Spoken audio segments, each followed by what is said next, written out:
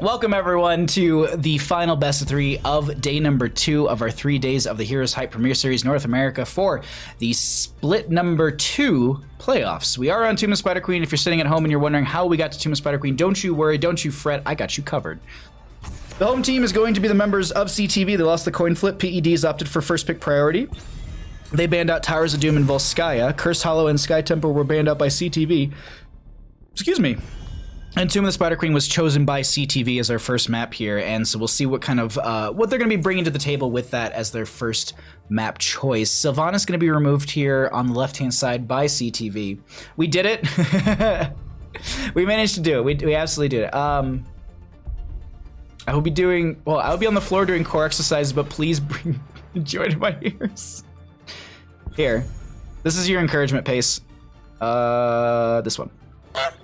All right, let's go ahead and focus in on our draft right now. We get rid of the Junkrat. We see the Sylvanas out of here as well. PEDs on the right-hand side does have first pick, as noted before. They got rid of the Garish and the Jaina. I'm wondering what they're going to be going into here. So they're going to go in for the Blaze for the first pick. Going to prioritize that for the solo lane or even main tank possibility. That's definitely an option as well. We did it. We did it, Vita. We absolutely did it. You heard, I heard a ding, we good, yeah, exactly. The ding of the map starting, but either way, Vala Tassadar going to be the 1-2 pickup for CTV, a very, very strong combo. I mean, Tassadar, we've seen, Tassadar's been strong significantly throughout the HeroesHype Premier Series. Even in Tespa Collegiate Series, Tassadar's been getting some value, especially from like,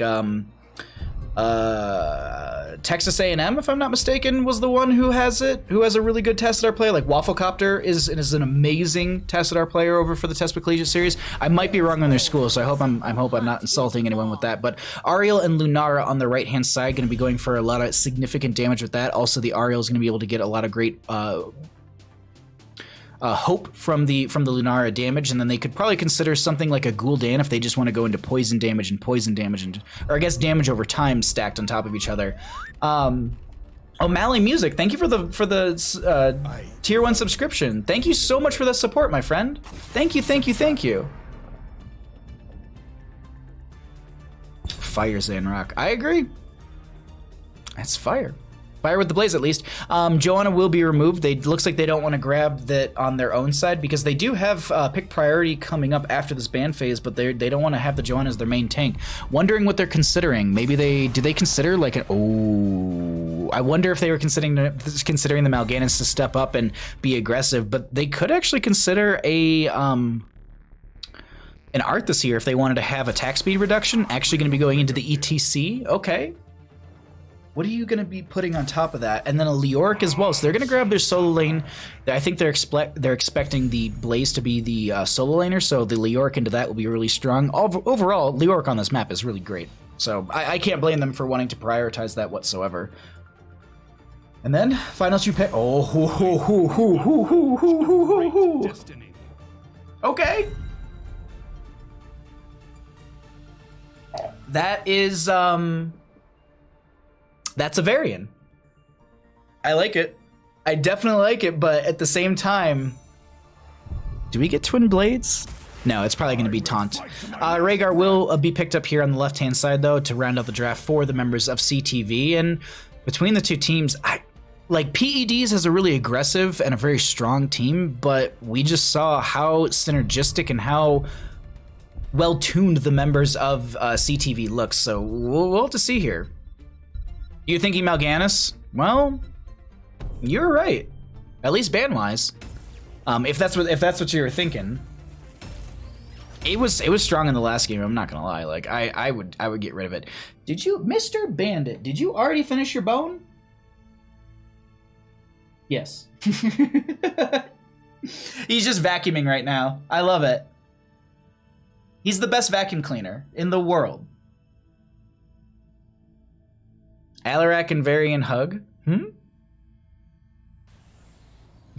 Twice the... They want to... Okay. They want to fight. Let's go ahead and let's get into the game. I'm ready for this. On the left-hand side, we got the members of CTV. We're going to be seeing Tiger JK on the left-hand side. On the Rhaegar, we're going to be having Maka on that. Vala McIntyre will be on the Tassadar. Russ is going to be on the ETC, and Vespertine is going to be on the Leoric. On the right-hand side, we got the members of PEDs. Fats is going to be on the Varian. I was going to say CPOG. Well, CPX or CPOG X is going to be on the Alarak. Troy is going to be on that Lunara. Legacy on the Ariel, and Flyest Raven on the Blaze. Let's go ahead and check out our mid lane and see what we get here.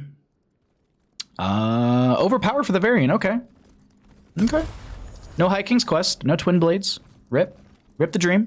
Blaze is going to be going to the new habits, but we also have Lunara grabbing the Sentinel Wisp at level 1 as well, so that's going to be a great tool for her to be able to get some extra vision for the friendly team, and we can actually, I just want to highlight this. Oops, there we go.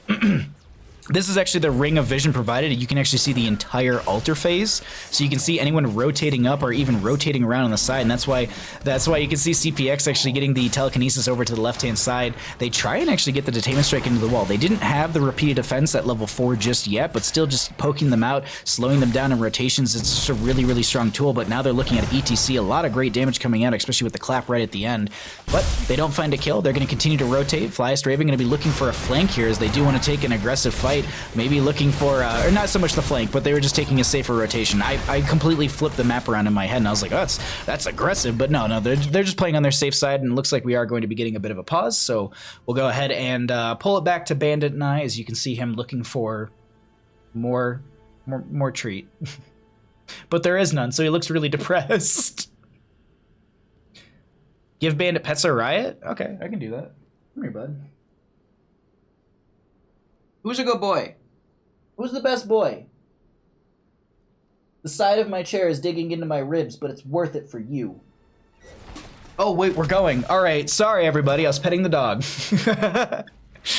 All right, we're back into this. Apparently, we just needed 1 second. Might have been like a mic issue or a mouse issue or something like that. But we're good. We're back into it.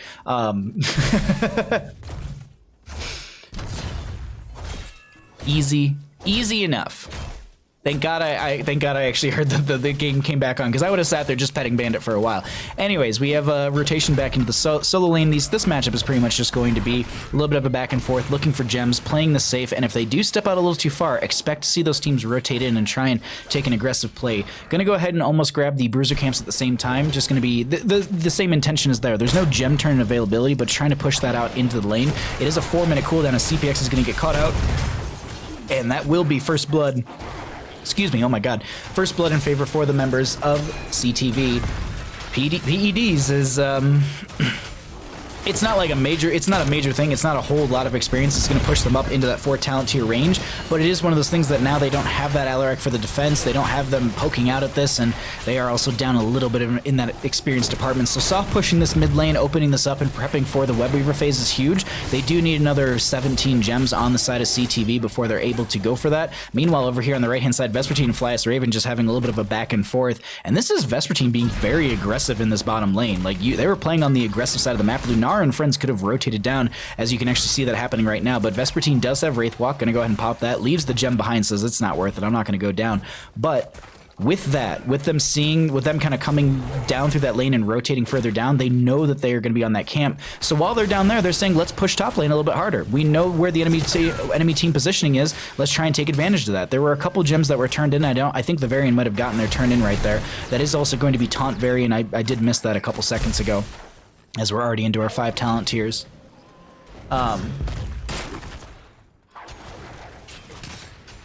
Free XP. Oh no. Troy is going to be able to get some healing. They'll be fine right there. Actually, Blaze dives in. That's going to be the Wraith Walk out as well. So I thought I didn't see the Wraith Walk happening, so that's just them being comfortable. Sorry, I looked over at Bandit. He's just piling up toys for himself right now. But either way, it's still going to be 6-6 in our levels. We have 1 kill in favor for the members of CTV, as CPX might have been intending to pull the telekinesis towards them or something. I'm not sure. Just actually save the ETC, pushing them back behind the gate. But both teams have availability for turn in. Both teams are actually pushing up these waves a little bit. Bottom lane opened up a little bit more so in favor for the members of PEDs. And now, ooh, Troy. Troy's playing around here, but they got vision. That's the thing to note as well. I mean, this is how much vision Sentinel Wisp gives you when you throw it in a bush. That's the 200% after the 5 seconds it has to sit down there, not moving or anything. So it just, that safety and that knowledge is a really, really big factor, especially into a team like this where you can get rotated chain CC and get ganked. That's a great power slide. Russ is going to body block so many members, but they don't have enough damage. Vala does rotate down, but the enemy team has split and got to the right side of this, and they'll be able to disengage. But if Maka and McIntyre were able to get into there a little bit quicker, that could have been a couple members getting picked off and a lot more momentum picked up for the members of CTV. Oh, wait, hold on. The phase shift out from the Tassadar, power slide from the ATC, telekinesis from CPX. They did go into the applied force at level 7, so you are going to be seeing that reduction in the sadism. That's why it's sitting at 94%, but they've got that show of force as well, so they're able to stack up to 20% from that one, so they can at least get to a max of 110 just from that level 4 questing talent. And then they also do have the availability from getting the 30% from kills, but they got to find some kills first, as Fats is going to get some pressure put onto them. Russ is doing a great job of anchoring, but this ETC is falling very low, needs to cycle out. They do have Blaze turning in just above us, and that will be enough. That's 13 gems they need. They got 19. That'll be enough. First Webweavers descend in favor for the members of PEDs. I want to just also I want to highlight the fact of how important this match is. I mean, all these matches have been important, but we're in the losers bracket. So if you lose this best of 3 series, you're going home. You're not collecting any more money. There's no way for you to come back and try and work your way back into the upper bracket or any way into the finals. Like, once this is, whoever wins this goes up against Looking for Work tomorrow night at 6 o'clock PDT, which will be on this stream, and that will be a best of 5 series. And whoever loses, they're going to be walking home with I think 4th or 5th place. Trying to do the, I think it would be, actually, would it be 3rd? Well, I guess this is 3rd, 4th place matchup. No, tomorrow night will be 3rd, 4th place. No, tomorrow night will be 3rd place. I can't do these things off the top of my head. I'll look at it later. Either way, thank you all for hanging out. What talents on Leo and Rhaegar? What do you mean? I'm confused.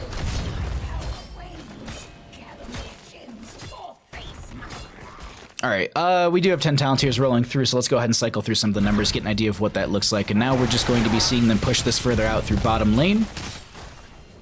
Not so much. They will be able to grab the camp if they want to apply some extra pressure within the lane, but right now it's just it's kind of the, I wouldn't say passive play, but it's Tuma Spider Queen. Like, it does start to run away from some players at this point. Is this a best of 3? Yes, it is. 5th and 6th. Thank you, Leon Black. Thank you. 4th place. Yeah, I know. It's like I started thinking about it and I'm like, wait a minute. Wait. Yeah.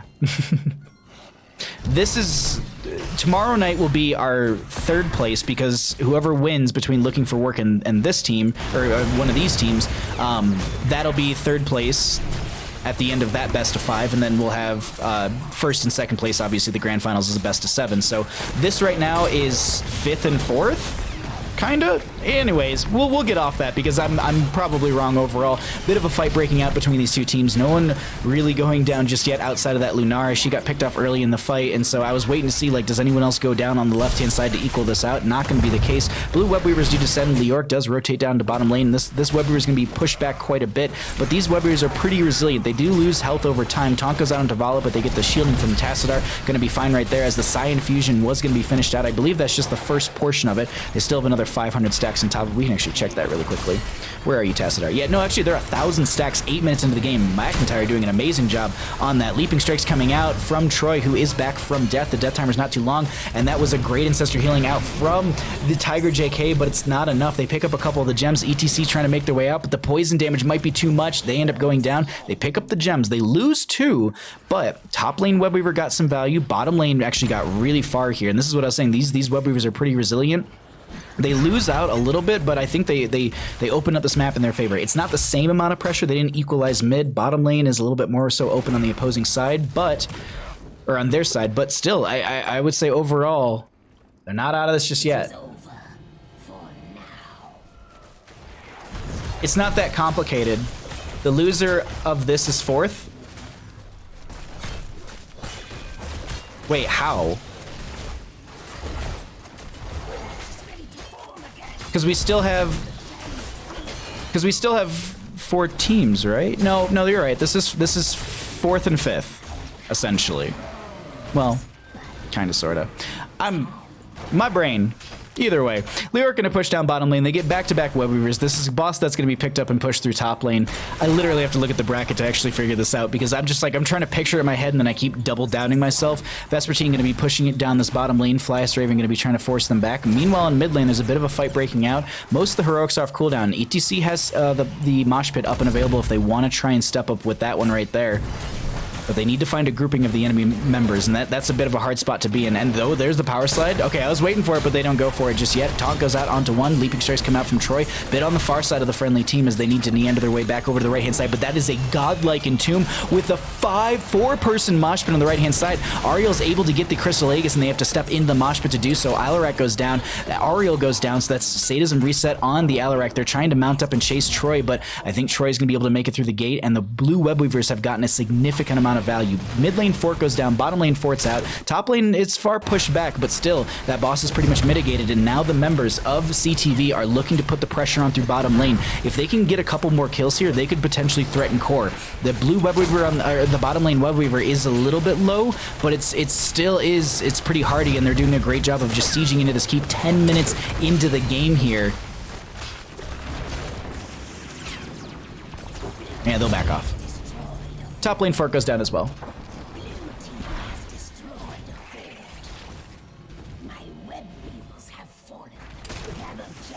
Leon Black.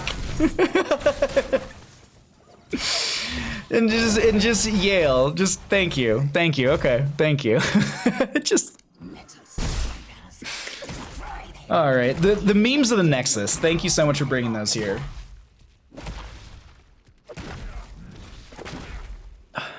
Leon Bait. Leon Bait indeed. Alrighty. They do have availability for turn in here on the right-hand side. Let's go ahead and jump over their vision, see how they're going to be playing this, and just so we can also see their positioning, their ideas, and oh wait, Taunt goes out. They're going to catch one. Phase Shift goes out. I think they're looking for that Tassadar, but they end up just getting out of there just fine. They actually pop into mid lane. Flyest Raven does provide that vision. CPX and friends are looking for a slow turn in here. Flyest Raven will have the majority needed. I think Troy's just trying to get a couple more in here as well, just get those off the Lunara, but that won't be the case.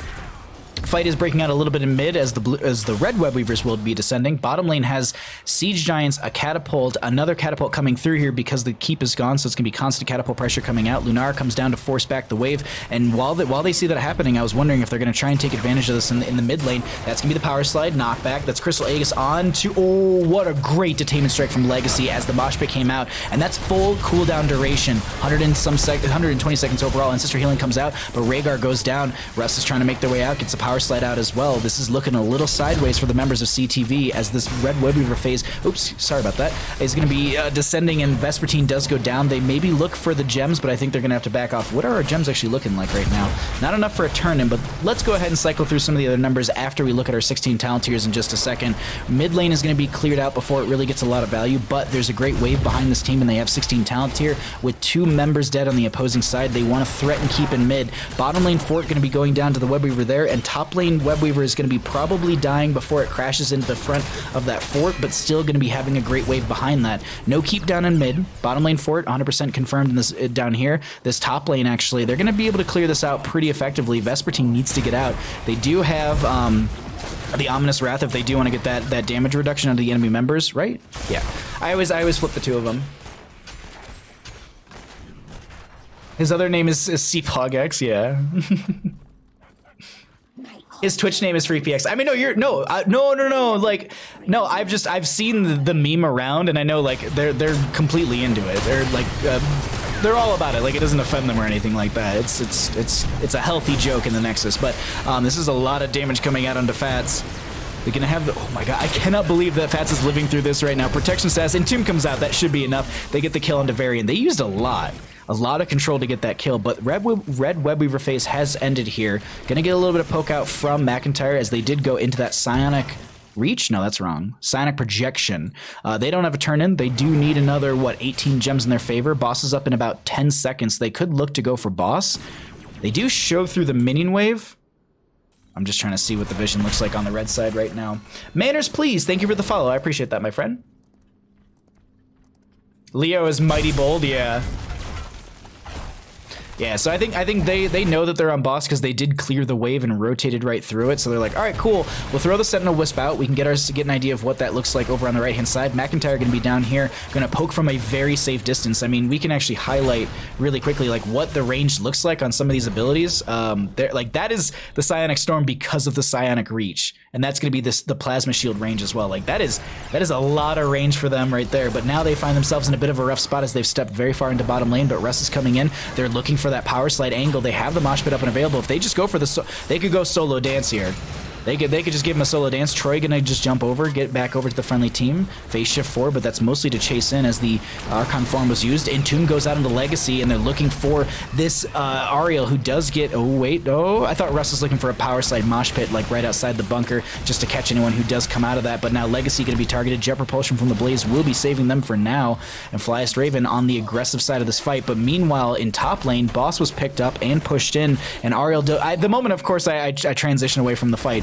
That's when Ariel goes down. Not in all the chasing, but oh my god, did CPX put damage out, but they respond from Maka, and they say, well, we're going to go ahead and get the kill right there. Fats gets the taunt onto one. They get the Ancestral Healing just in time. Leaping Strikes come through, and this Vala has had 2 health bars, essentially, and she's going to be able to live right there. Boss is on core. Leoric is going to use the Wraith Walk. They have the Royal Focus as well, so they have that Wraith Walk cooldown reduction from the Skeletal Swing, and they're just reducing damage from these enemy members. Looking at the core right now as Jet Propulsion comes out from the Blaze. This is a little bit risky, but going to go ahead and block Troy with the Entomb, just that way they can get onto the core more effectively. The Catapults are here in bottom lane trying to defend, and this is such a back and forth. Leoric goes down, but that's trait value. They can respawn onto this core as it's 10% and falling. Lacerates comes out, or not Lacerates, but the taunt comes out from the very end, but the members of CTV take it, and that's going to be game number 1 over to CTV. GG. Well played. Kaleo, thank you for stopping by. Thank you for supporting, and I hope you have a wonderful evening, my friend. I hope your tomorrow is a great day. Just said that not as hot as Leon Black. Leon Black is too sexy to be a hot streamer. Leon Black's a good dude. Pretty good dude. Ominous Wrath, someone was asking in chat. So Ominous Wrath, so you increase the Wraith Walk duration by 100%, but the big thing is that you have damage mitigation, which means that you are reducing the damage dealt by the enemies by 50% for 4 seconds. And that's paired into Royal Focus. Wraithwalk increases the damage of the next Skeletal Swing within 5 seconds by 50%. Each enemy hero hit by Skeletal Swing reduces the cooldown of Wraithwalk by 7 seconds. So you can see that there's definitely a synergy between Ominous Wrath and Royal Focus. And that's why you always see these two picked up together, or you honestly don't. Like it's either these two or like Mithril Mason, something else I can't remember. But that's more of like a minion pushy kind of auto attacky build. This is more team synergy pushing. You're reducing the damage. You're in the team fights with this Leoric build, especially in 13-16. You are a very, very important factor. Oh,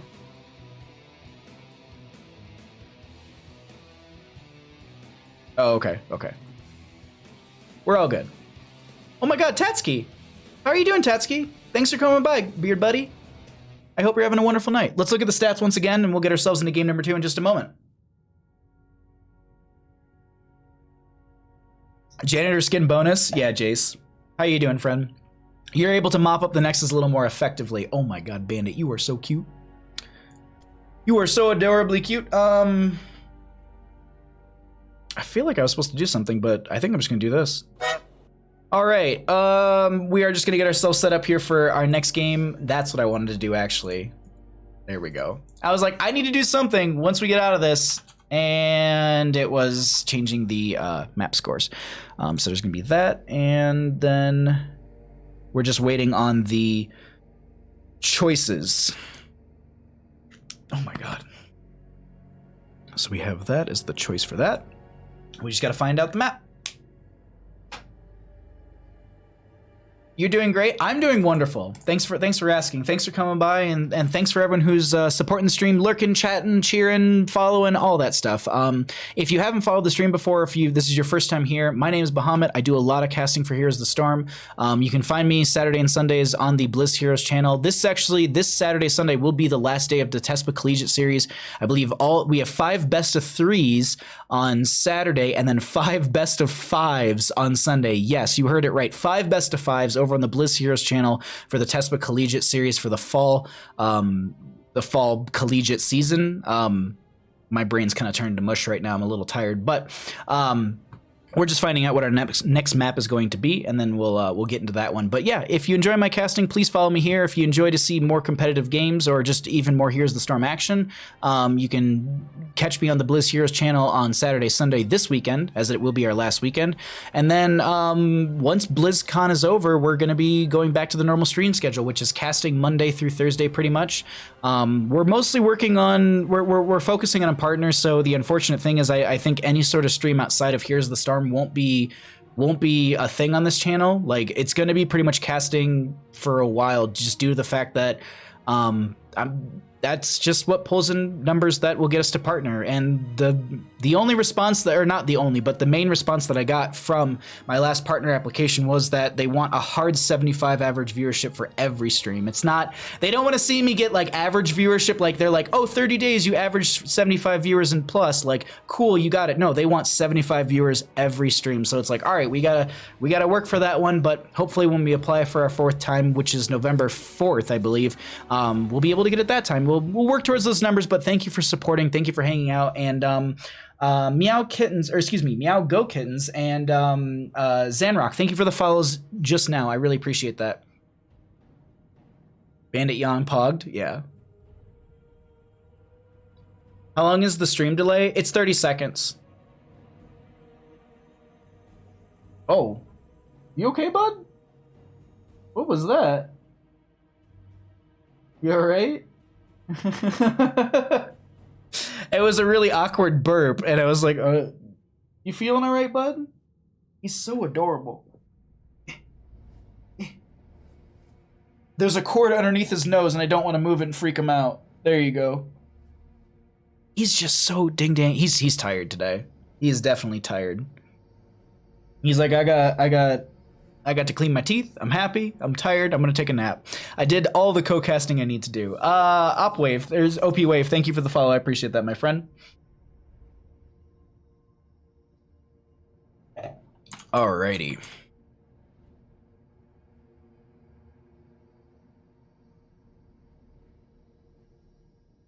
Whew.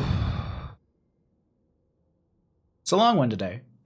Well, it's about the same as yesterday. We're at 3 hours and 20. We're actually at 3 hours and 30 minutes on the dot now.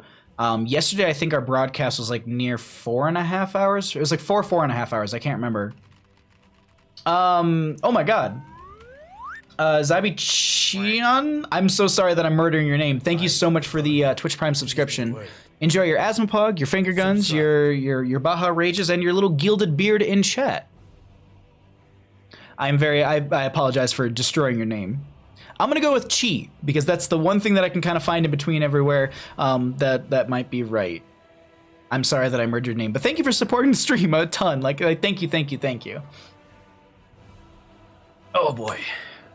All right, there we go. Let me know that I'm ready. Let's give him a spooky worm, and we'll get going here into our next game, everybody.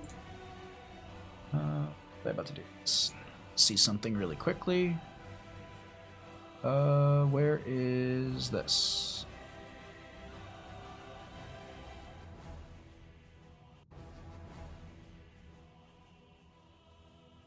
Okay. Cool. That's all good. All right. Now that Deathwing's out, what's the bet on the next hero? It's like that's like a big one to follow up. You know what? I wouldn't be too surprised if they did an Overwatch hero soon. We haven't seen an Overwatch hero in like over a year, right?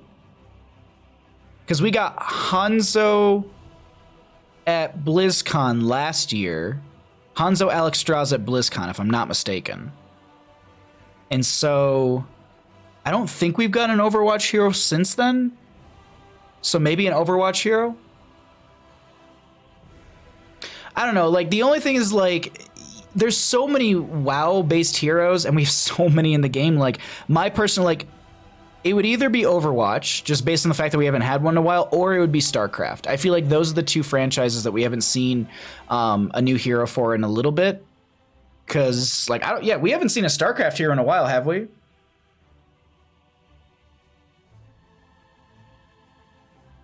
Ana? Orphea was last year BlizzCon. You're right. Oh my God, that was 2017, was it?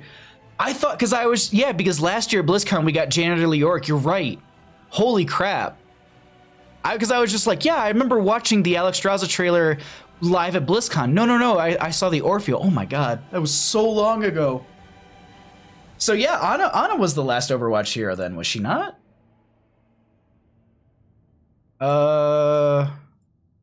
Okay, hold on. List of Heroes of the Storm heroes.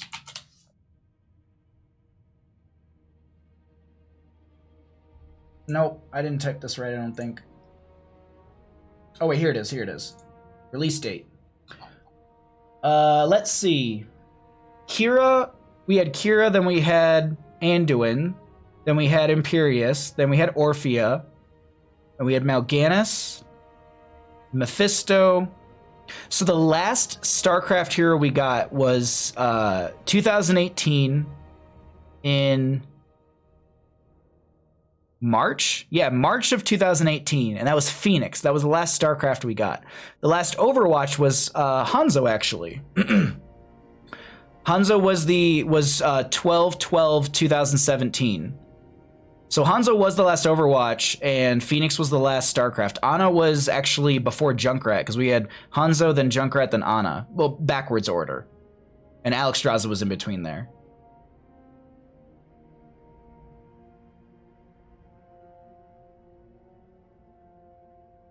I'm so confused. Okay, whatever. I'm not going to look into it any further. But either way, we're getting ourselves set up for this. Thank you for hanging out. Phoenix was last. Yeah. Yeah, Ben Matthew had that right.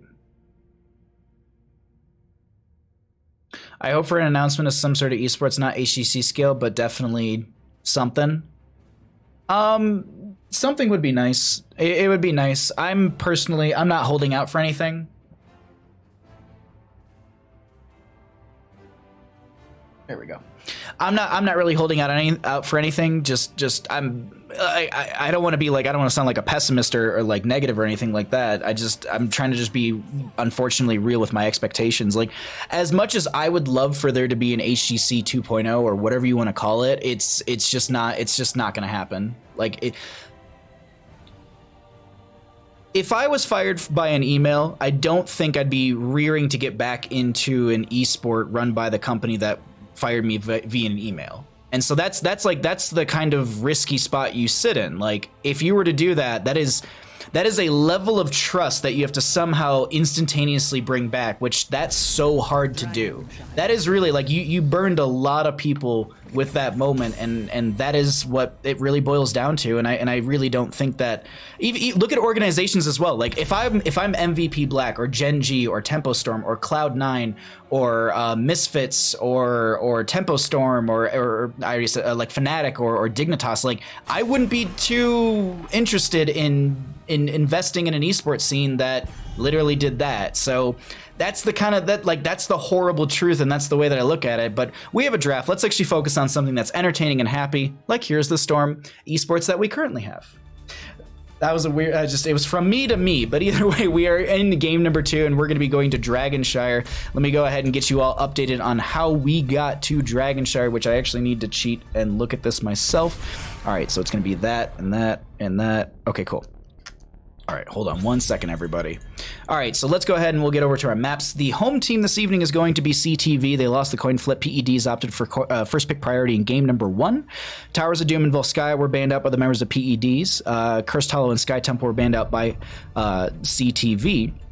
Game number 1 was chosen by CTV, and that's going to be Tomb of Spider Queen. They won that. They opted for first pick priority in game number 2 on the side of PEDs. So CTV have decided to take us to Dragonshire. Let's get back into our draft. Oh, excuse me. Oh. You can't restore everybody's faith. Not mine, at least. See, Hebby? Exactly. That is the hard, sucky truth of it all. Is as much as I would love for there to be an HGC level esport again. I would loved it. Like, it was whatever I was watching constantly, but it's just not I don't see it happening, unfortunately. So we'll get off. Let's get off that topic. Let's focus in on the game right now. As we do have a Zeratul, Sylvanas Ban on the left hand side. We have Garrosh, Junkrat on the right. Vala will be picked up on the right hand side as the first pick. So a lot of priority onto the Vala this evening. A lot of teams really loving her. But we are going to be here on Dragonshire. We have to consider the fact that Dahaka might be a priority for one of these teams. We often do see it pretty high in the draft, but this can be something that was picked up a little bit later if they want to bring that global threat later, as an Ariel Tassadar is going to be the 1-2 lock for the members of CTV. They are loving that Ariel Tassadar combo, and this is what I was talking about. Like, we were talking about metas in different regions. Like, Europe has a lot of Tassadar priority, and I feel like that's starting to bleed into the North American compositions as well. And it definitely shows. Like, Tassadar is a dominant force. Skyline to Mars, I believe I missed your follow. Thank you so much for that. I was going on a bit of a ramble there, so wasn't paying attention. Genji Tyrael. We gonna try and Juice Pirates this? I mean, we don't have many Juice Pirate tools so far, but we'll see.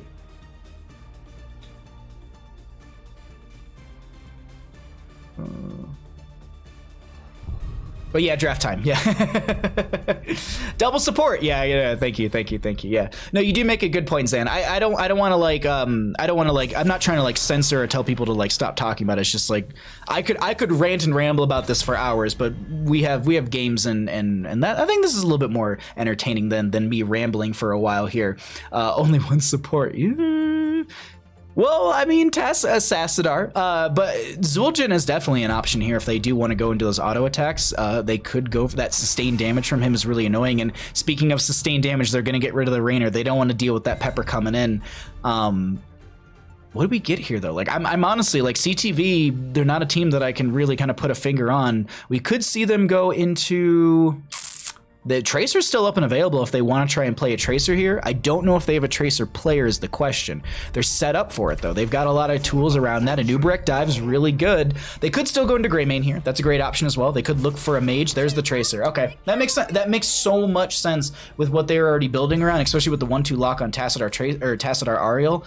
It was a bit of a gamble, but looks like they didn't want to deal with the Rainer over the Tracer, and they probably considered that within their own draft on the side of PEDs.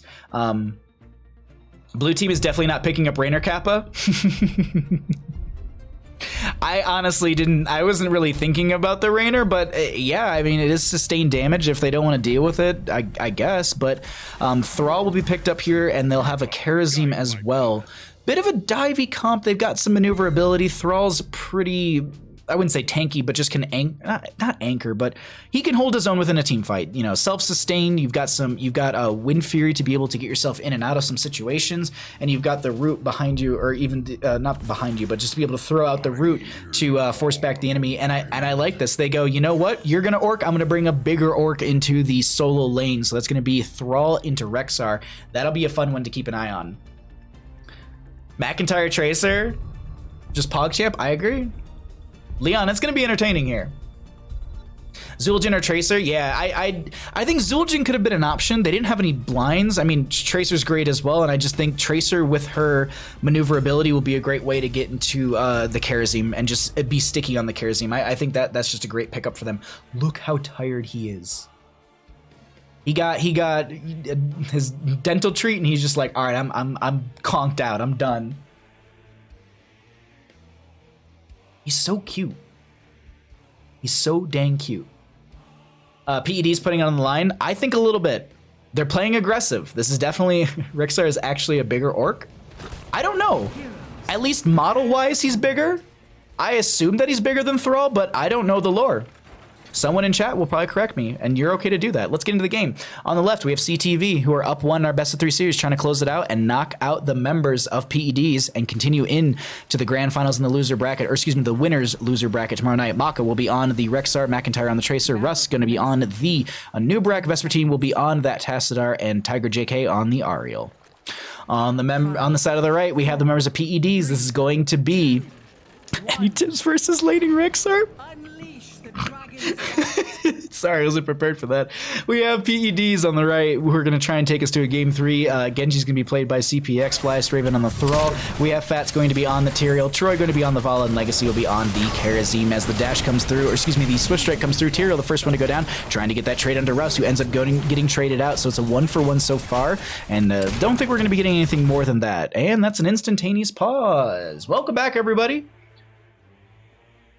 We'll find out what the pause reasoning is in a second. I'm assuming it's someone's toaster's on fire. That's typically the issue. But we haven't had... Okay.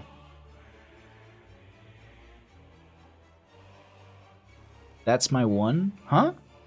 Oh, the Anubrak was saying that's my one. That's my one death. I see. Okay. Great job, Bahamut. You spilled water all over your desk. I have no napkins to... I have a blanket on my lap. Apparently that'll be good enough. All right. All right, we got a countdown. Let's go ahead and get back into the draft. Tactical pause, 100%. That hockey pause of ever seen. I don't know. Like, they didn't give a reasoning. They were just like, all right, cool, we're ready. It might have been a mouse. It might have been tactical. You know, just for anyone who's wondering, the pause break button on your keyboard, the far rightmost button is the... Are we serious right now? The far rightmost button on the top of your keyboard is the hotkey for your pause. And so it's pretty hard to hit that by accident. Unless you rebind. That's definitely the option right there. But it's just like, that's a hard one for an accidental button. Bandit is all of us right now. Just sleepy. 2-2 in our levels, 1-1 in kills, and we are going to be seeing the shrines opening up in the next 15 seconds. They're waiting for you to start petting Bandit again. Some? Almost. How you doing, bud? Thanks for coming by. I know McIntyre is, they were saying in one of the draft lobbies that they're extremely sick, so honest to God, like, they could have just needed to blow their nose, like... It's possible. Like, they're just like, I got a sneezing fit. Like, hold on one second. Like, I've been on that, like, that, you know, when you're like on that verge of sickness and you just start to you randomly like will just start having sneezing fits. I don't know about anyone else, but that's just me. Let's get back into the game. Rambles aside, we have 3-4 in our levels, 1-1 in our kills, and this is going to be Dragonite up and available for the members of CTV. Look at this rotation coming into Maka. They get the stun. That's going to be a lot of damage from Troy. They dive in with Legacy, trying to neander their way back into there, and they almost make it through the gate, but the last punch from Karazim will be enough. Genji being a bit of a nuisance here. That's going to be the Pulse Bomb onto them, gets the agility out. They should have one interrupt. Actually, they don't even need it, as that will be Flyest Raven on this top point, able to grab that. Meanwhile, in bottom lane, they do have Siege Giants down here pushing on in, and they've got a little bit of pressure, but CPX comes down. Tiger JK with some heals for the friendly team, and Ubrak tries to make an aggressive play happen. Not going to be able to follow up onto any sort of kill just yet, but still doing a great job of pushing on into this bottom lane. Siege Giant still getting value. They could actually shield one of those if they try and get a little extra damage onto them, but Vespertine's going to use that shielding on themselves, and they continue to hold this bottom lane. I do want to jump into top lane really quickly as Rexar's getting forced back, and you know, they were joking about like how to lane against Rexar. This is exactly it. Just force them back. This is a bit of a hard spot for them to be in, especially with Troy with the range on Damaka. That's one of those things where, you know, usually you play around the fact that Misha can be that anchor in a sense, or at least push the enemy team back, and with the Vala able to kind of attack from range, that will be the top lane fort going down, making that solo lane life a little bit easier for our Thrall player. But Anubrak going to be diving in once again. They do not have availability for the Dragonite, but looks like Thrall's going to be trying to join the friendly team in bottom. Actually, no, they're going to stay in mid lane, going to be soaking up, and also working on their Echo of the Elements at level 1 at 13 out of the 20 stacks necessary. The Bush Wars begin. I mean, he was changing his hotkeys on his hero. Oh, okay, okay. Hold on one second. I gotta rebind. I didn't have the right bindings. To be honest, that's definitely a possibility. I honestly, like, I don't mind pauses like that. It's the pauses where it's like 10 minutes and like people are just like memeing, and it's like, wait, no, really, what's the issue? How long do I need to buy time for? Like, is this an issue? Like, is this a major issue? Do I have to go to like a bandit screen so I can take a break? But Maka's gonna get caught in this top lane, ends up going down. Russ a little bit late to help the friendly member. Meanwhile, No, okay. They're not going to be able to dive out. They do have availability for the Dragon Knight in mid, but Russ is going to be able to get some healing from Tiger JK. Gets a nice detainment strike into the wall. Also has the repeated defense. So they have that extended range and going to be looking for those stacks as well. But no Dragon Knight just yet. Oh, wait, hold on. Tiger JK does pop that healing. CPX is looking for the Dragon Knight. Rush should have one interrupt with the Barbed Blade. Actually, no, not the Barbed Blade. The Impale doesn't actually come out in time, and so that will be first Dragon Knight over to the members of PEDs, with a bit of an advantage here as they have a couple kills over the enemy team, as well as they have about half a level experience lead. Let's see what kind of value they get with the Dragon Knight, and we'll also look through some of the other questing talents while we have the opportunity for that. Or it's not questing talents, the other numbers, as we have the Dragon Knight out, and we also have 8 to 8 in levels, and we'll have our 10 talent tiers in a little bit for both these sides.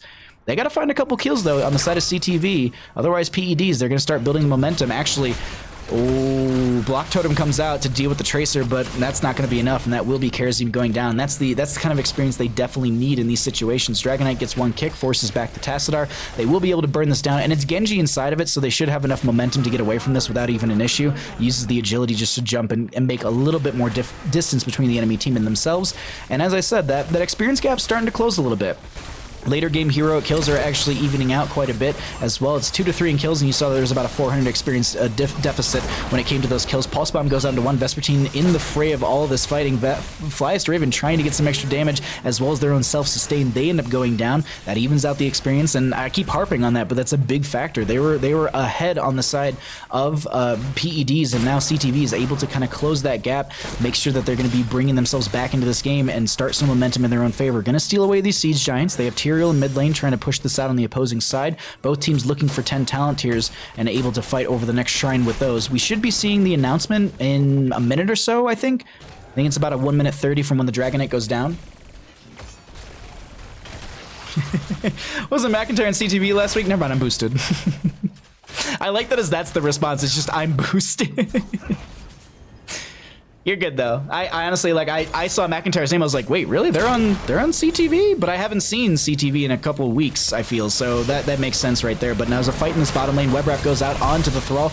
Divine Shield. Oh my god. The Sanctification is going to be used from the Tyrael. Sundering comes out from the Thrall, who's out of the Earthquake, or from the Web Wrap. That's going to be Stasis, or the Crystal Aegis from the Ariel to keep Anubarak alive for a couple seconds. They lose the Misha Bear, but the shrines are activatable, and 10 talent tiers, as you just saw, were out for both sides, and I gotta say, PED's looking pretty strong with their 10 talent tiers. Going to be able to bring it back in that fight right there. Legacy dives forward. They don't really have, they don't really have anything underneath this tower, so they're going to have to back off before they get dove upon themselves. But Anubarak is back from death. Tracer going to be clearing up mid lane, making sure that they're pressuring up the lanes. But you can see them on the minimap. They're coming on into this bottom lane, and they're going to be looking to join the friendly team, maybe take a fight. Let's get the vision for the red team to see how they're going to play this, as they do need to back out. They did take a fort in bottom lane. Slowly but surely, the members of PEDs are working their way through this Dragonshire map and putting the members of Close to Death, or excuse me, CTV on a bit of a back foot. It's not a massive experience gain, but there's it's a slow gain here. I mean, their top lane tower went down, bottom lane, not tower, fort went down in top and bottom, and that pressure from the periodic catapults is just something they're also going to be needing to deal with. Oof. What a great series so far. PEDs, they're making a case for game 3. They're making a hard case for game number 3 right now. Bats is looking for an aggressive invade. Let's get some without a questing talent. Or not so much aggressive invade as just an aggressive flank into that mid lane. But now they see them, they're playing around this. They have actually Russ walking through the entire enemy team, and they're like, wait, no, hold on, that's the wrong direction. I'm just gonna go ahead and walk away over here. McIntyre on the right-hand side. Oh my god, left-hand side. Block Totem comes out, and they get the, look at Flyest Raven on the right though. That's going to be another Dragon Knight in their favor. Second one of the game. They get the Bruiser camp, but they end up giving over a Dragon Knight, and I don't know about that trade. Thrall's the one in this Dragon Knight. We do have Genji still in bottom lane. Top lane's mage camps or bruiser camps are going to be crashing, but there's catapults which will help buff out that lane, so Rexar goes out there to push that out a little bit further. 13 talent here, a little bit more so in favor for the members of PEDs, but CTV not too far behind. Great use of the blinks from McIntyre to pull the Dragon Knight closer to the fort, so that way they're able to burn this down on a safer side of the map, so they're not being pulled out towards the lane. Just little things like that really help the advantage for the friendly team, and you can see McIntyre just doing their best just to whittle their way through this Dragon Knight, but it is going to be pretty effective. They take down the third fort, and that's going to be only keep up for the members of CTV. PEDs. I keep saying it, but they're putting the pressure on. They're getting some momentum, and they could be taking us to that game 3. Selexia, thank you so much for the 69 bits. I'll resend your alert when we get out of this game. I hope you had a wonderful day, my friend. And Dragon Knight's going to be in bottom lane, just pushing that out a little bit further. 7 seconds to 21% on it, but look at this bush party. Rexxar is, yeah, well, Misha sees all of this. Rexxar is just kind of getting told by the bear. But that is Dragon Knight down. Flyest Raven coming in. Pulse Bomb goes on to Fats. That's going to be the recall from the Tracer. We have Genji diving in as well. This is a bit of a split fight. That's a really, so far it's working out for the members of CTV. They get the web wrap onto Tyrael, who was getting a little bit low, but they end, oh, great Crystal Aegis, but the Sanctification's underneath it. Tracer ends up getting picked off. They find themselves a Misha on top of it. Tiger getting very low. Fats is going to be low as well. They have the Archon form, but they need to get out of here. Russ is trying to find a way out. They have some shielding from the Tassadar. Going to get the crown from Ariel, but the burst potential from that Vol is too much. They end up getting the kill. And PEDs putting it on right now. It's like game 1 was almost a warm-up for them.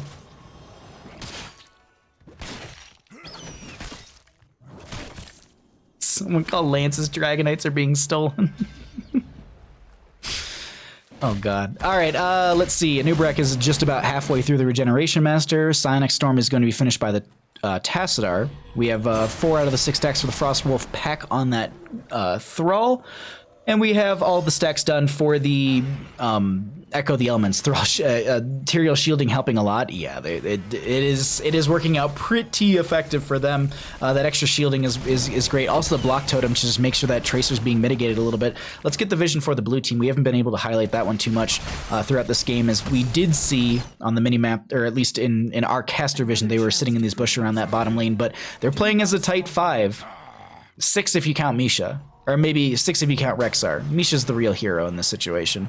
But I think they're going to split off right now. They'll probably take... Yeah, they'll throw the Rexxar in top lane, and then they'll rotate the rest down into bottom. I think they're also trying to find their way down here as Flyest Raven's looking for maybe a flank Sunder or something like that, just to set up... Yeah, there's the split. That's a great Sunder. Follow up with the root. That's a lot of damage on the Tiger JK. That will be the strafe out from the Vala, trying to find a last little bit of damage. Sanctification's working as well, and they're able to get the burrow charge out. These single kills like this is working out so well for PEDs. And they're working their way into that 16 talent tier with that as well. Rex are going to go into top lane. They need to go back and, I wouldn't say so much turtle up, as just they need to take the defensive, slower approach to this map on the side of CTV. I think they're trying to play aggressive into this composition, and it's not working out in the fights. And right now they're falling behind by about a solid level. Let's go ahead and cycle through those numbers once again, get an idea of what that looks like. As Dragon Knight, you can see CPX is just waiting for this, and without 16s, they're going to give it over, or they could try and poke into the Genji. No, they don't go for it. They actually check the bush with the Shurikens right there. Misha's going to be over there, and third Dragon Knight of the game, going over to the side of PEDs. What do they do with it is the big question. Keep front gates are still up. That's going to be... You know, if Mockery's in chat, they might be able to, like, I think the Pulse Bomb does percentage-based damage to the Dragon Knight. Who does not have a questing talent? There we go. So Dragon Knight's got 57 seconds on it still. They're going to be working their way through bottom lane. Got a catapult in this lane as well as a decent minion wave coming up. They're waiting for this 16 talent here to roll into them. Dragon Knight's going to be played a little aggressive, going to get the kick onto a Nubrak, but I think the big one is McIntyre.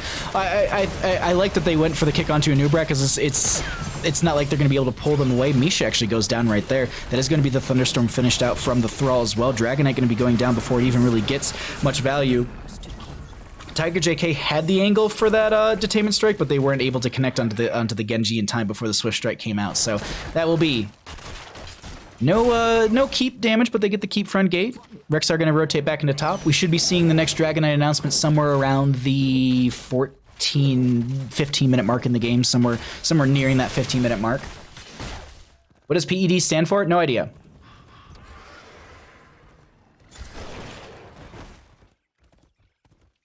I do not know.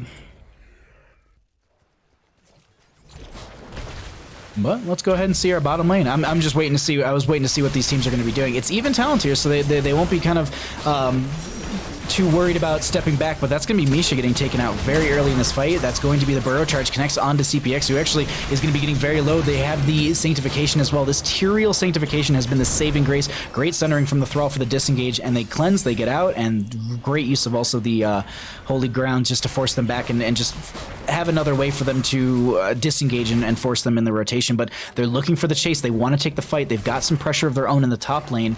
They know that they're on this camp. It's even talent tiers. They've got web wrap. They could shut down the Genji potentially and then maybe step forward onto the back line. We'll see. I mean, they could actually just, they could web wrap the I think they've been trying to cycle through different heroes. Like, I think they've tried the Thrall, they've tried the Tyrael. It just doesn't seem to work out. I think they tried the Genji in the last fight. They're just working through this. But the big thing to consider here is Anubrak did just finish out Regeneration Master. Going to be 30 increased regeneration a second, as well as the 500 extra health on top of that. Really, like, the Anubrak is very, very strong right now. I don't know if that's going to be like, that's not going to be like, oh, cool, they got that. That just turns the entire game around. Like, I don't think it's one of those situations, but they are going to be able to just be a little more sustained in these fights and be more of a tank and can be even more aggressive than they already are. But we have our, I think, 4th Dragonite of the game being announced right now. Looney Tune, wait, what? People eat dinosaurs? You were getting interrupted? I'm confused. By what?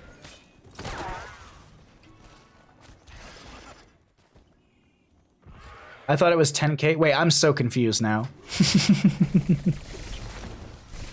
I missed something in chat. Anubrak's health is 4.6k roughly with the 500 extra. Flystraven in this top, they have potential for the Dragonite here, and it seems like CTV is not so much unsure, but they're just like, how do we want to play this?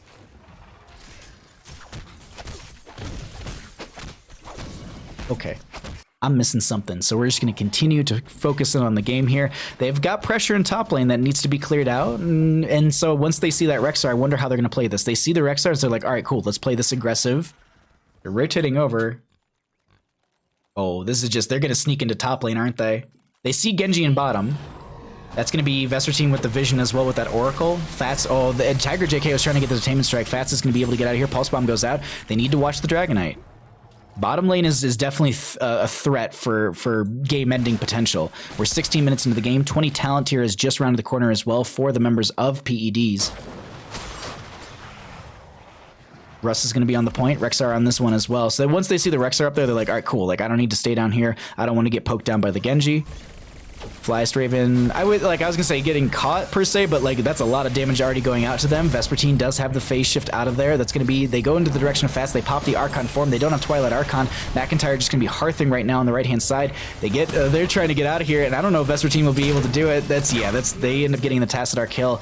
That's a bit of a rough go. Anubrak goes into the bottom lane because they see that they're chasing this Rexar. The boars are unleashed, but I don't know if Baka gets out of this one alive. Genji jumps onto the point. They do have Anubrak on the bottom. This is going to be Tiger JK, and oh, just healer battle. Gets the Detainment Strike into the wall. Rexar does go down in the top lane, and staggering out deaths right now. PEDs starting to just pick them apart.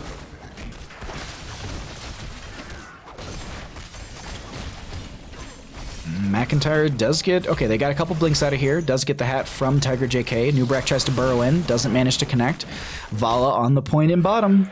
Who's in mid? Can Tracer get to top in time? I think Anubrak should have enough heckle and enough poke at this, yeah. That will be one Frostwolf pack stack. I actually thought that was finished out, but now Russ is looking to get out of here. Tracer does get the top channel to halfway. Looks like they're going to be hearthing, trying to get back, but Tiger JK staggers out of death right there. They end up going down, and now Russ is trying to make their way out. Yeah, they should be fine. I was going to say, I don't think they have enough chase into this, but now Thrall goes into top lane. Tracer, do they go into bottom? No, I think they have to give over this Dragonite. Rexar's back, but they don't have their Ariel for 45. Ooh.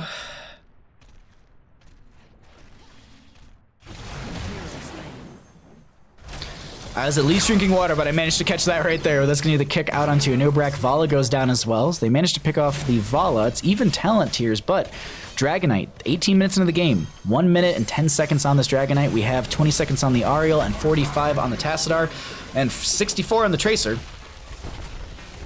This is looking like it's a bit of a rough spot for the members of CTV. I think PED has managed to do it, and I think we go to a game number 3 here. Sanctification on core. Yeah, I don't think you stop this Dragonite right now, especially with just the Anubrek, Ariel, and the Rexar. So they'll do a decent amount of damage, but that will be PEDs taking game number 2, forcing a game 3. They're not going out without a fight. GG's.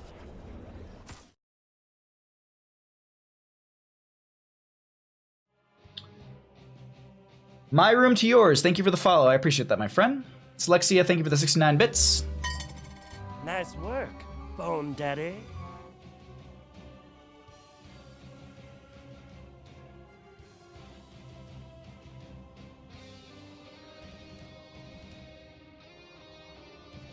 Alrighty, everybody.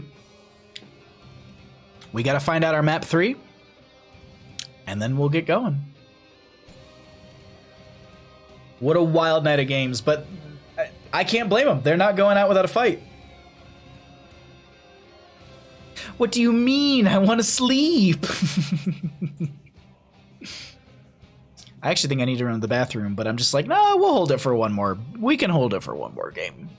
For anyone wondering, we can actually at least update you on what the bracket has looked like this evening. There it is. So this is our bracket for the HeroesHype Premier Series Playoff, Phase 2. We are currently in losers bracket round number 3, CTV versus PEDs. The winner of this will go up against Looking for Work tomorrow afternoon at 6 o'clock PDT, 9 o'clock if you're on the East Coast. And that will be determining who will take the 3rd place. And then Looking for Work, or excuse me, Team Feed'em will go up against Looking for Work or the winner of that matchup, which will be Looking for Work going up against the winner of this matchup. So we got a couple more games, but those will be tomorrow night. We'll have a best of 5 for the losers bracket round 4, and the grand finals round 1 will be a weighted best of 7. The weight will be going over in favor for Team Feed'em, as they will be having not first pick priority. They'll have one game advantage in our best of 7 series. All right, let's turn this off. I think we might even have lobby. We already have lobby. Let's go bring it back to Bandit and I, who is repositioned but still just as tired. Let's update the team score as well and get ourselves ready here for our final map. Let me update this little map pick thingy as well. I think they wanted... Did I read that right? Yeah. Okay. So that'll be...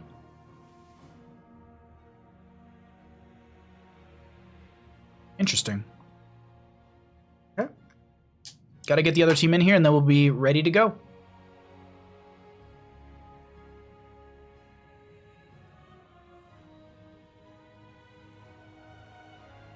Oh, I was reading the comments, and I was like, oh, I see what you mean, yeah. Let Bandit sleep? Oh, I'm going to let Bandit sleep, of course. After the stream, we're going to go watch a TV show, and he's just going to sleep next to me on the couch. Okay, so I need this. This is going to be this, and then this, and we are good to go. We are ready. I'd like to pull a Bandit. Me too, Pace. Me too. Just sleepy good boy. Looks like the teams... All right, so since the teams are going to run to the bathroom, I'm going to as well really quickly, just because... I've been just chugging water. So I'm not going to change scene or anything. I'm just going to, it's going to be Chair Stream and Bandit. So we'll be right back. Please don't go anywhere. We'll get into game number 3 of our final best 3 of the evening in just a moment. I just need to run to the bathroom. BRB.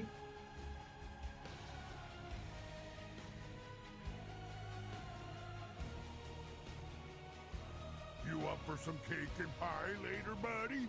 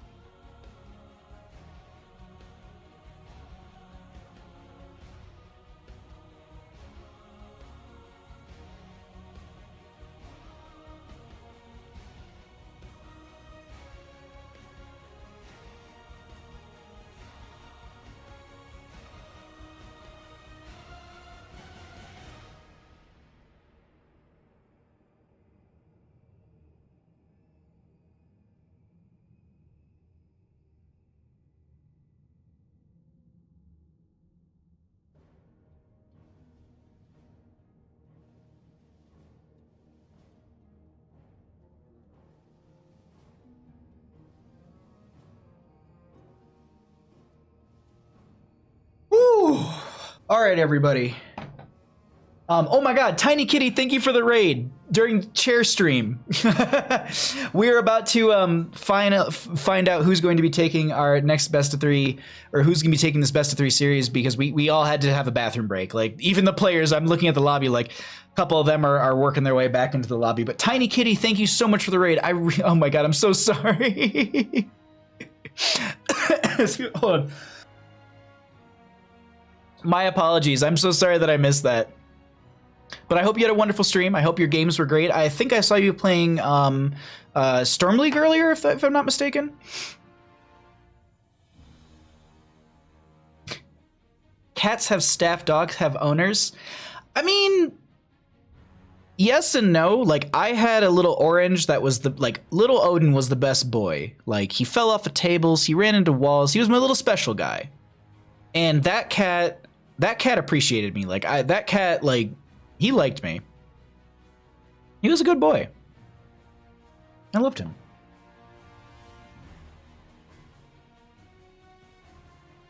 I'm doing wonderful. Thank you for asking. I don't have the space nor the time to make sure a puppy's properly taken care of. That's a good honesty to have.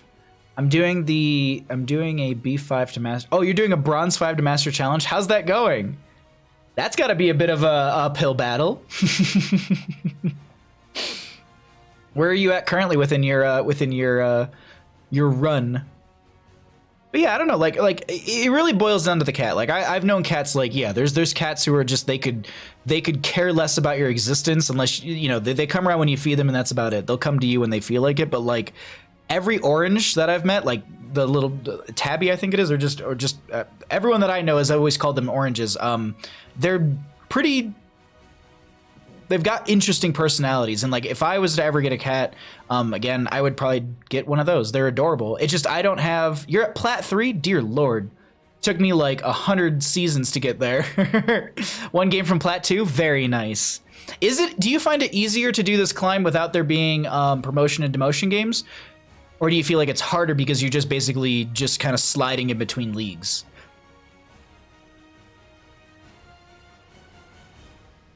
Oh, I need to R, probably. R Spooky Worm.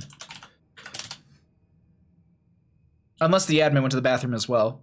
We'll see. We will see. I've seen cats that actually fetch and are more engaged. Exactly, yeah. Orange, is it Orange Tabby? Okay. Yeah, no, like I know a friend, I see her post like Snapchat videos of her cat. And it's like she'll throw a toy and he'll bring it back and he'll put it down and she'll throw it. My friend, my childhood friend, like his first cat, Peanut, would do exactly that as well. You could throw a toy and Peanut would bring it back to you. Not always. Peanut would get bored and then eventually just like lay down next to you. But dogs are like that too. Like Bandit will play fetch for a bit and he's like, all right, this is redundant. I don't get this. But if his best friend Copper's out there and they're all playing together, then he'll just run up and down with Copper. We talked enough about animals. Let's get into a draft. That's the wrong button, Chris. There we go. We are in our draft. That's actually going to kill my draft loop. There we go. Let's turn that back on. Welcome back to Heroes of the Storm, everyone. We are in our final game of the evening for the HeroesHype Premier Series, day number 2. We are going to be seeing if CTV or PEDs are going to be making it into the losers bracket finals, and if one of them is going to be going home tonight with a little bit of money, but you want to stay in the run for this event, and you want to try and get to that grand finals tomorrow night for that best of 7 series. But I'm sure you're sitting at home, you're like, it's been a little bit Bahamut. How did we get here? And don't you worry, don't you fret, I got you covered. The members of CTV lost the coin flip. PEDs had first pick priority in game number 1, as that was their choice. They banned out Towers of Doom and Volskaya Foundry. Cursed Hollow and Sky Temple were banned out by CTV. Tomb of Spider Queen was the first map chosen by CTV and won by them. Game number 2 was, since they lost, PEDs opted for first pick in game number 2. Dragonshire was chosen by CTV and they lost that. They opted for map pick priority in game number 3 on the side of CTV as the loser, and they are going to be taking us to Infernal Shrines. Let's go ahead and get back into our draft. Let's go ahead and check out our bans so far. Garrosh, Zeratul on the right-hand side. We have a Sylvanas, and what are you going to consider here? It's Infernal Shrines. Do you consider the Joanna? Do you consider taking her out, or is it the Abathur? It's actually going to be Vala. Okay, interesting. I'm off to get noms. Thank you for coming by, Tiny Kitty, and thank you for the raid. I really appreciate that. Thank you, thank you, thank you. I hope your foods are delicious. I want to do a bronze 5 to masters. It should be a climb since I main heals. Oh my god, Behemoth, that'd be a nightmare as a healer. I could only imagine. Fun in Storm League, but sorry. Let's get into this. Okay, Junkrat is going to be picked up here on the right hand side as their first pick. Great for the rotation, strong overall when you do have the trap based build, that steel trap build. We've been seeing a lot of players go into that and get a ton of value from that one. Joanna Jaina on the right hand side, they're going to play this map what I would consider very, very standard so far. The Joanna is going to be able to group up minions. Jaina's going to be able to get wave clear or even shrine clear. They could look at maybe a Sonya as well. We could be seeing something like a Lurk on top of that, but we'll see how this draft does round out as that does progress. Play Alex. That is Alex Straza does have some viability on this map due to the fact that she is going to be having that Dragon Queen form, but typically you see her picked up a lot later within the draft because of the fact that you have things like Ana Biotic Grenade or Deckard Cain with the Emerald, and that has been considered basically the way to just mitigate her, and that's maybe why we're seeing no priority onto a healer just yet. Maybe they're considering the Alex Straza on the side of PEDs. I would actually consider the Ana for CTV due to the fact that you're able to get the buff onto Jaina. I think that'd be really, really powerful for her.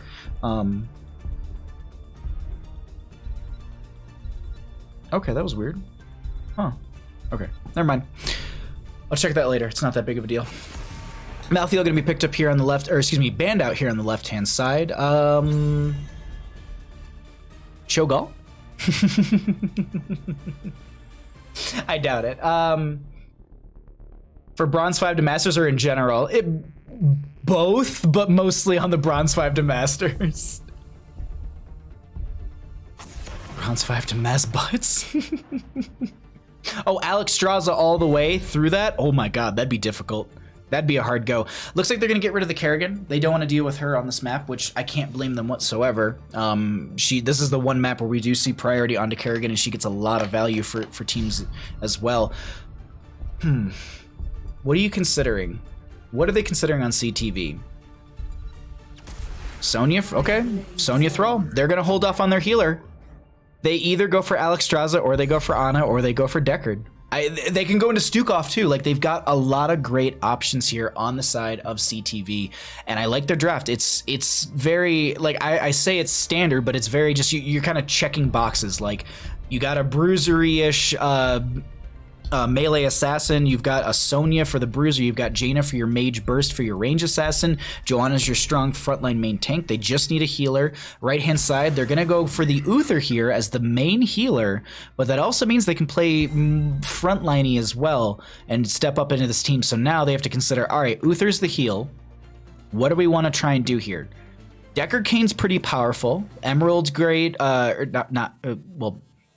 Emerald is great at 7, but Sapphire is a strong talent as well. Ana has some great healing. The nano boost down to the Jaina is great. These are the things that I'd be considering.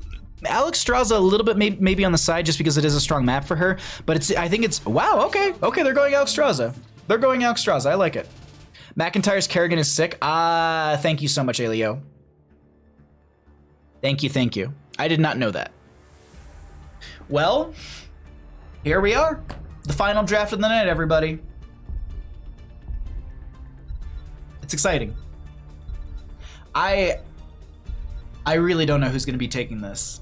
I really, really don't.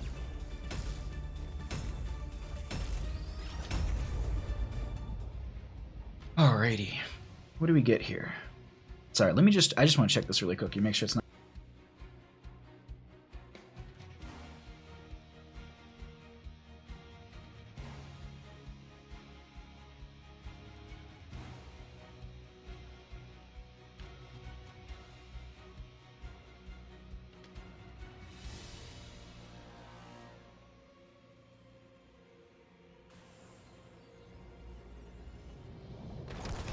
Prepare yourselves for battle. Okay.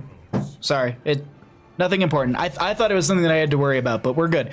Let's go ahead and get into our game. On the left-hand side, we get the members of CTV. We're going to be seeing Tiger JK on this Alexstrasza. We have Maka going to be on the Thrall. McIntyre is going to be on the Jaina. Vespertine is going to be on that Sonya. And we have Russ going to be on the Joanna. On the right-hand side, we got the members of PEDs. Legacy going to be on the Uther. Troy going to be on the Tychus. We have Flyest Raven going to be on that Blaze. Fats will be on the ETC, and CPX going to be on the Junkrat. Let's go ahead and get into our mid lane, check out what we get here. Throw. It's pretty standard across the board. We do have Live and Let Live for the Alexstrasza. More heals coming out as long as you play from that backline. So we're going to be seeing Tiger JK play pretty safe here. But either way, we do see the power slide coming out. They're looking to step up on the Maka. A lot of great damage comes out. That's going to be the Hammer of Justice as well for a stun. Maka trying to get their way out with that Wind Fury. Going to get slowed by the Blaze. Do they have enough? 80 some health, and they managed to get out. No early game death on the friendly side of CTV, but PEDs is putting on the pressure early game. Holy crap. When was the last time McIntyre played Kerrigan? Oh, I have no idea. That was a question in chat, okay. I was just starting to read and I was just like, oh, I don't know. Oh, wait, that was directed at someone else in chat, actually, not to me. Oh my god, I can't believe, like, Thrall made it out with some 80 health. Like, that was, and, like, that wasn't like they were getting, like, burst healed by Alexstrasza. They were very far from Alexstrasza, and they weren't able to proc any sort of Frostwolf resilience, so it's a risky moment, but it feels good to be able to get out of there just fine. Meanwhile, we do have, looks like Sonya doing a little bit of double soak, gonna be playing towards the top of that lane, making sure ATC won't be able to power slide set up, and then CPX to get some follow-up with that Junkrat as well. But gonna throw the steel trap in that bush, gonna provide a little bit of vision for them right there. You can actually see what that provides exactly with that steel trap in the bush. But meanwhile, in the bottom lane, McIntyre trying to make it out of here alive. Oh, McIntyre, I don't think you make it out of this one. They do have the healing circle on the ground. Alexstrasza is gonna actually get that pop off, and I lied. McIntyre lives. They got very low mana, but they're gonna try and step up. They got auto attack damage. They've got slows with the Ice Lance. Not gonna find a kill, but definitely putting them in a bit of a risky spot. Arcane Punisher will be the mid lane Punisher that pops up here in about 25 seconds, or excuse me, gets announced in 25 seconds. Will be popping up at the 3-minute mark in the game. So we should be seeing teams potentially rotating over and grabbing their bruiser camps. We do see the priority onto the siege camp in the bottom lane, these Impalers to be grabbed so that way they can force out some extra pressure in that bottom lane. There we go. I'm just trying to find some of that a questing talent so we don't have to see that in the bottom left of our screen. Thrall's Green Jesus, yeah, I can't believe Thrall made it out of that one alive. That was a little wild. Troy is going to be left down here on this point, going to be able to grab the camp. They'll push in the pressure. This is going to be Alexstrasza starting the camp on the left and Legacy on the right. I like they threw the concussion mine out just in case they try and come in for the invade. I don't expect it this early into the game. I don't think that they're playing hyper aggressive, but they throw it out there and they're just like, all right, you know, we got this zoning potential. This will be good for us right now. But it's even talent tiers. 0 kills across the board. Shrine activates. Who's going to be able to grab it is the question.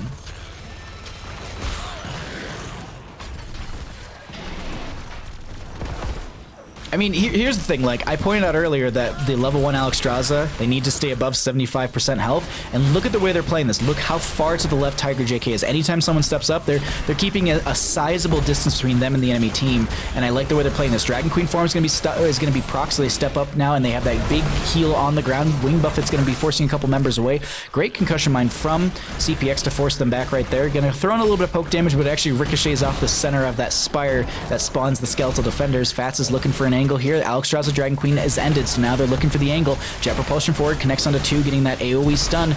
This is going to be Joanna grouping up some of these enemy players, and this is them actually starting to play aggressive into this, and they do have a bit of an advantage, I would say, here on this point, due to the fact that they do have about 10 more skeletal defenders, and they can kind of back off and poke at this if they really want. Hammer the Lightbringer going to be finished up by the Uther right there, so I believe that gives them cooldown reduction on the Hammer of... Basic attacks against, basic attacks reduce the Hammer of Justice. I couldn't think of the name. And then they're going to be going into the Pursuit of Justice, which this is going to be a great duo pickup right there. So they're going to be just trying to lock down members and be a little bit more aggressive with that Uther. Not so much on the healing side, but more so on just trying to be aggressive and just chain CC someone after that ETC gets the power slide or the jet propulsion from the Blaze. Really like how they're playing this so far. Really, really great time. I like how I read Queen Time in chat, and I was gonna say it's a really, really good plays, but then I read time and went time.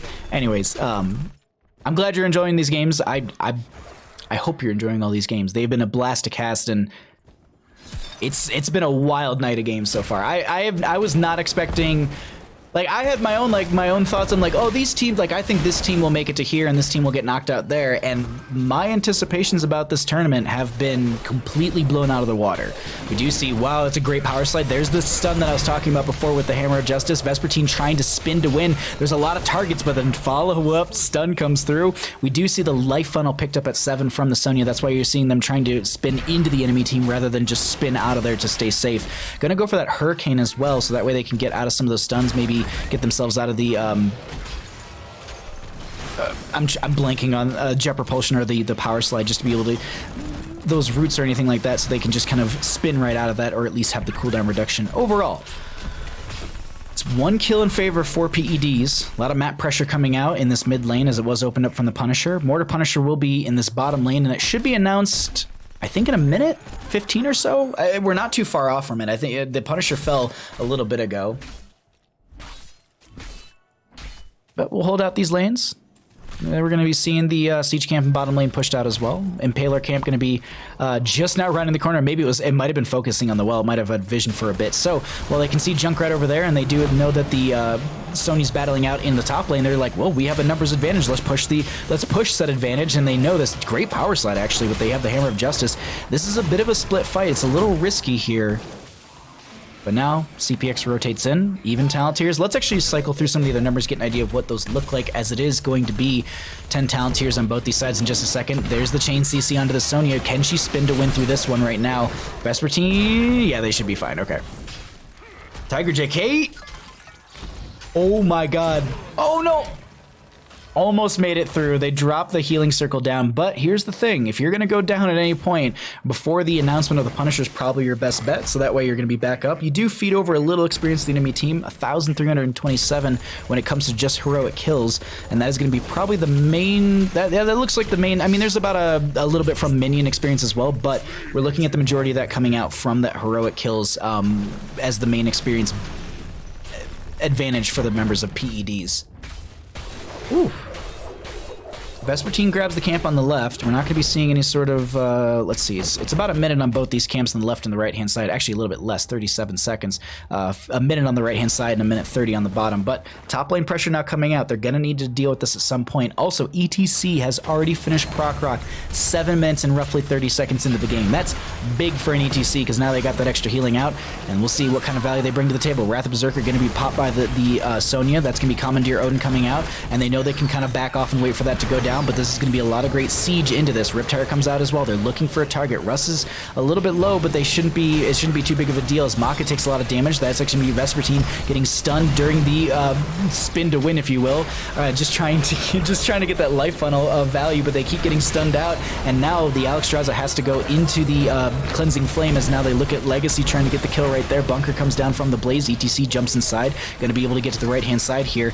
More so Skeletal Defenders in favor for the members of PEDs, but they're still working through these. It's very, very close. This is anybody's Mortar Punisher. No one's gone down. Legacy very low. Great power slide from the ETC. No mosh pit up and available because, well, they went for stage dive. Uther the first one to go down. Divine Shield was thrown onto CPX, and this will be Red Mortar Punisher coming out. CPX very low. Sonya trying to find the kill, but great Concussion Mine will force them back. Maka gets power slid, and they're going to be going down, I do believe. That's a big pickup before you get into this Punisher as well. And actually, they're going to be finding a counter kill into the Blaze. Never mind. They're going to force them back. This Punisher gets mild value. Actually, it should get for it in bottom lane. But here's the thing. Shaman Camp. I was highlighting this a lot before we got into the Punisher phase. This Shaman Camp, when left to alone, I was wondering, is the fort going to target back onto the Shaman? If it targets the Shaman, that'll be huge. Okay, this should be fort going down. CPX actually might have a Concussion Mine to force them back. Do you have a Concussion Mine? I know, like, we have a lot of things happening on the rest of the map, but I'm just very, very curious. Can they say, yeah, they do save it. Okay. They don't need the concussion mine. 1,224 health, 1,024 health left right there, and this will be the Mortar Punisher just now going down in front of the keep front gate. Gonna let that keep front gate do the damage. McIntyre was hearthing in there. I think they were worried about the splash damage, but that will be the Punisher going down. We should be seeing the next one around the 11-minute 30 mark in the game, at least announcement-wise, and then we'll see from there. I've been loving this game though so far. It's been a great back and forth. It's 2 to 3 in kills, and this is, you can tell these players know that this is a big tournament line game for them. I mean, you're in the lower bracket. If you lose this, you are going home. But if you win it, you go up against Looking for Work tomorrow night at 6 o'clock PDT in a best of 5 series to try and go into the grand finals. Even talent tiers. CTV, not I wouldn't say like on the back foot by any means, but they're just managing their lanes. They're playing this, they're letting things crash into them, they're just letting the front gates take some damage, they're playing around all that factor because, well, they wanted the Joanna to clear out the bottom lane. They have even talent tiers, but Sonya, I was waiting to see, does she rotate out or does she just try and push in and take the fort down in top lane?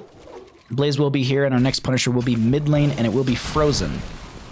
Very back and forth. I've probably said that a couple times already. My apologies if I keep repeating myself. It's been a bit of a long day.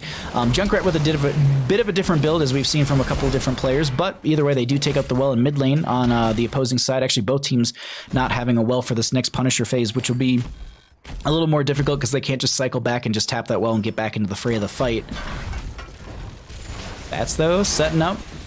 What's our vision look like for these teams? Let's get onto the blue side vision. Now they get a little bit of scouting. Yeah, you can see Sony actually immediately warns, like, hey, I just rotated by and saw the ETC, so be careful. They might try and round the corner and try and put some pressure out. But this will be Bruiser Camp picked up on the right-hand side. Bruiser Camp on the left is going to be up in about 8 seconds or so they will be able to rotate over and grab that. I'm just looking around the camps. No camps really up around the map outside of this, which they're going to be holding on to for a little bit, waiting for the announcement for this Punisher so that it goes into lane a little bit later. Sonya just not really pushing lane, just like, hey, I gotta choose which Netflix TV show I gotta watch. Okay, I told Netflix that I'm still watching. We're good. Let's I mean, there's no real reason to be aggressive with that push in the top lane. They can play that kind of slow. They can play that kind of safe. They don't need to be massively aggressive. But we are going to be seeing the top lane Shaman Camp coming through, and I think they want to take down that fort. Yeah, you can see defensive pings are coming out from the right hand side, and Shrine will activate here. Vespertine is going to find Fats. They're stepping up with this, taking out the sidewalls. Wrath of Berserker is going to be popped. They take that down in like 2 shots right there. And that's a very early Wrath of Berserker, but they should have enough to auto to keep that up within the top lane, then just rotate over to the objective. Ooh, wait, they're going to be looking for a fight. I think you're going to be losing Wrath of Berserker, so they end up popping that. Oh, wait, no, hold on. You might have Skeletal Defenders to auto. Yeah, they need to fight. Yeah, there's the Ancient Spear. So, okay, they keep it up right there, but look at this. Riptire on the right-hand side coming around, looking for that flank position. They're going to be trying to get onto Alex Strauss, or maybe someone else who's a little bit lower, at least whittle them down, but she gets a great heal out. That's going to be the Earthquake from the Thrall as well. They move on in and force them out. It will be the Alex Strauss with the Dragon Queen form. That will be the ETC finding the Joanna kill, and that's a bit of a rough spot. The Ice Block was finished out by McIntyre, so they have that wait, Stage Dive comes in, gets the Slow and Tiger JK, jumps into the Cleansing Flame form, looking at McIntyre right now just to try and get those heals up, but this is looking like it's an altar phase, excuse me, it's a shrine phase in favor for the members of PEDs. Meanwhile, over on this right-hand side, Shaman Camp pushed up quite a bit. Sonya going to be sitting over here on the top, going to be hearthing back. Junkrat comes over to clear this out, and they know that they have to get this over, so they say, you know what, it's going to be mid lane, let's at least put some siege camp pressure into this mid. We have Joanna back up in 4 seconds. I think they concede this fort. I think it's 100% just given over to the enemy team.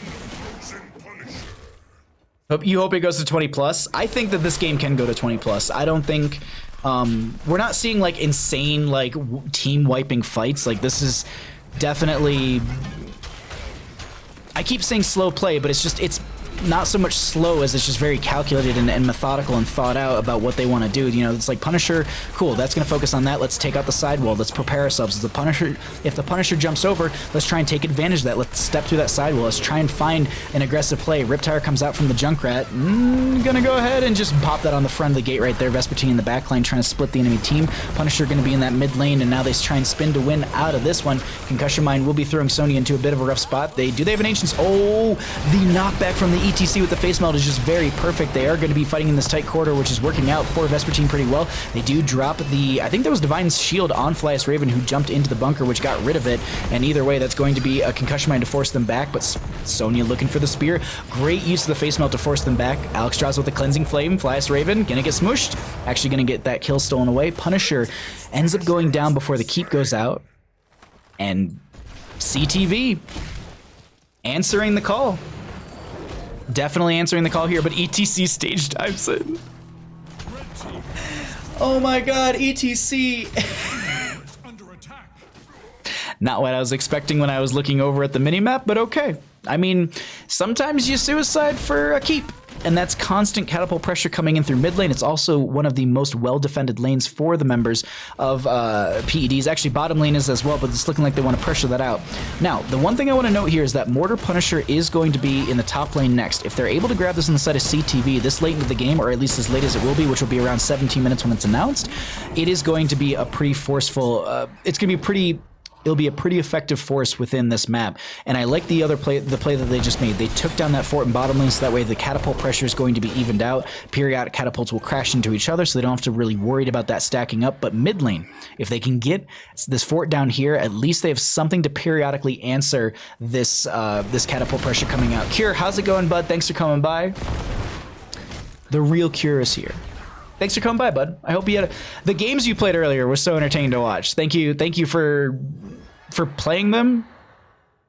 It's a weird, I don't know, like, thanks for letting me cast them. I don't know how to, either way. My brain's already mush, as you can tell. And wait. Are they trying to backdoor this? Or are they just trying to catch them in the rotation as Blaze? How are they trying to play this? Okay, they're hearthing back. Yeah, and they're taking massively safe rotations here.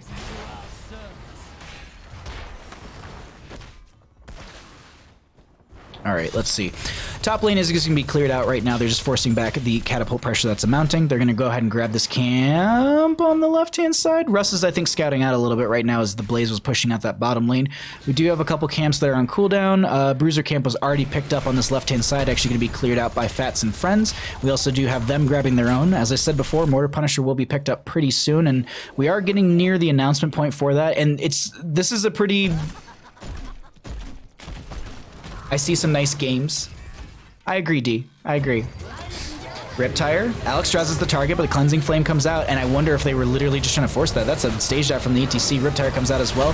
That does not get a whole lot of value, and this Earthquake's gonna be out from Thrall. They're all fighting within this mid lane. Legacy getting very low. If they can get a kill onto the Uther, that'll be huge for them. The Earthquake is going to be back behind all this. Flyas Raven gets a great jet propulsion out, but Vespertine's looking for the chase. Do they have an Ancient Spear to chase further onto Flyas Raven? I'm not sure, but Troy goes down in the bottom portion of our screen. We currently have Flyas Raven in the top of our screen going down, and it looks like they get 20 Talontiers picked up for the members of CTV. I like ran through every single name in our bracket phase, and I'm just like, wait, that's not the right team. That's not the right team. But this is exactly what they needed here on the side of CTV if they wanted to be able to push in on this keep front gate. This is their lane to have the most amount of advantage, and this is exactly, I talk about this in a lot of my other casts and in many different leagues. Sonya on Infernal Shrines, in my opinion, is very undervalued because of, well, her aggression, her team fight availability, like her own self-sustain. She's a well-rounded hero, I think, but her Shrine burn is insanely good. Like, she's already at 30 stacks, and they get a blow up on Junkrat. They're stepping further forward. They're looking at Legacy. If they can stagger out another death, that'll be huge for them. I don't think they have another sort of CC for a little bit. Oh, they actually find the Uther kill. No Redemption was picked up since they don't have 20s just yet. Fats went in for the stage dive, and now the Punisher is going to be picked up in just a second. This is going to be friendly members tanking shots in just a moment here as the last minion goes down. They back off. They get the healing circle from Alexstrasza, and now Mortar Punisher picked up. 2 members down the opposing side, and they're walking through this top lane.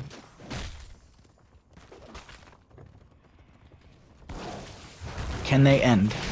Can they end? It's even Talontiers. Wrath of Berserkers pop from the Sonya. Keep goes down. Tiger JK pops the Dragon Queen for him. Punisher jumps over and they're trying to bait it towards mid. That seems to be working out. Earthquake comes out from the Thrall. They didn't go for the upgrade, but still, that's going to be a death mosh from the ETC catching onto 3. Can they get the burst onto Vespertine? It's not enough. The healing from Alex Stra... Actually, no, it is enough. Sonya does go down. McIntyre's going to go ahead and pop that Winter Mute, which is going to be mimicking the basic abilities outside of, I think, Blizzard. That immediately gets popped. That's going to be the Ice Block from them. Healing Circle underneath. McIntyre gets knocked out of it from the Junkrat. Really good plays. The 30% on the core. Couple members are falling. It's just Alex Straza, Casanova. It's going to be Alex Straza, Joanna, and this Jaina. Jaina goes down. The core's at 3%, but Russ is going to be sitting here, and that will be core going down. Punisher was just hitting mid lane keep, but CTV takes it. GG's. Go out.